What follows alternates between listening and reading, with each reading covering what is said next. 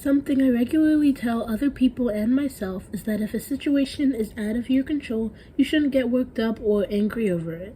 But what I cannot stand is when people let their lives pass them by and then complain to me about it later. My name is Gianna, and after this video, you'll no longer be a failure to your parents.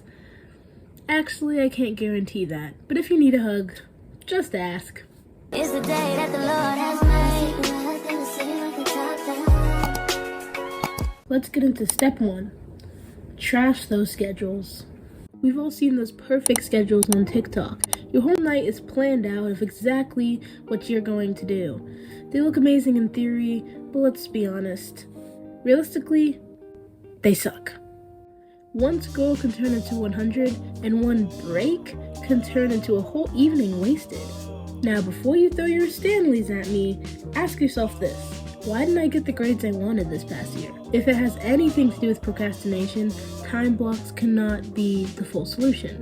To solve this specific problem, you're gonna need structure and flexibility. Best of both worlds. For example, when you want to take a break, set timers instead of alarms. This will help you avoid situations by telling yourself you'll do something at 8, and when 8 comes and goes, you realize you haven't done it and you tell yourself you'll do it at 8:30. Take advantage of the times where you feel the most focused throughout the night. This can be different every day. Usually you want it to be around the same time though. So let's say it's as soon as you get home, or maybe after you've had a snack or you've showered. But really you just want to make sure that you're getting your work done and you feel most comfortable doing it, not a schedule someone told you on TikTok. Now, instead of just setting to-do lists, set priority lists. And I'll get to this a little bit later in the next step. But you're going to need to make sure you consider factors like due dates, time, or complexity. This ties pretty nicely into the next step for academic success. Study based on difficulty. This one is actually pretty straightforward. You just need to study what needs more time. When you're deciding the difficulty of your class, there's 2 major things to consider. 1, the title that is on the class, and 2, the difficulty it is for you.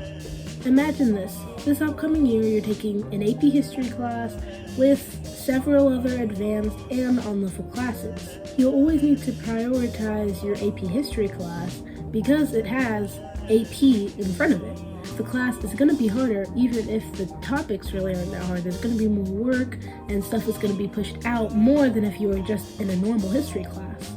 Also, you'd have to worry about the big, bad AP test at the end of the year in May. If you struggle more in science class, you'll need to focus more on that because it is harder for you personally, not because the class is hard in general to the general public of the school, but just because it might be harder to you. For me, I've always been good at math, so there's never really been a priority class for me. But once you find your priority classes based on the title and based on the difficulty, you'll be able to focus on those classes more and have better grades because of it. On to the third and final step. Ask anytime and every time.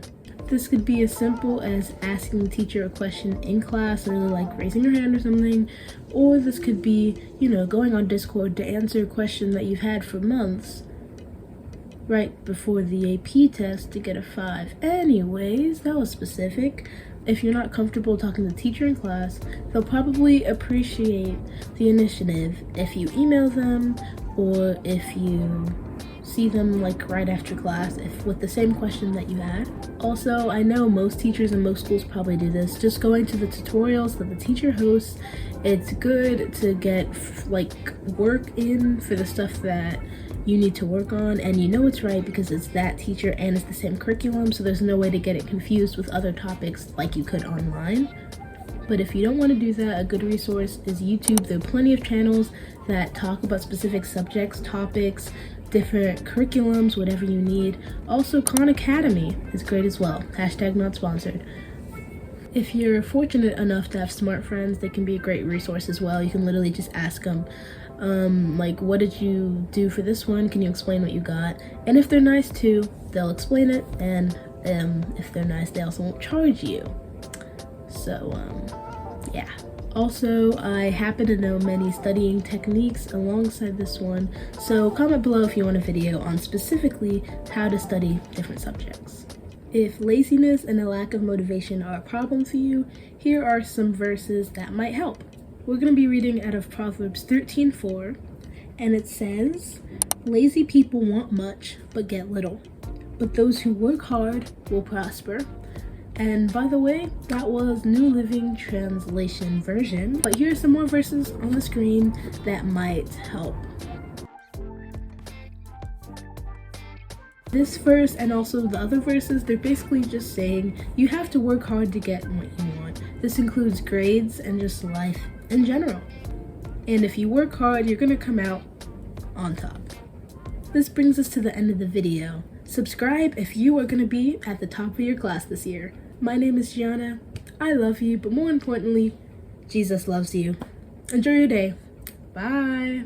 It's the day that the Lord has made. Nothing to see, like a top down. Oh, it's good to know.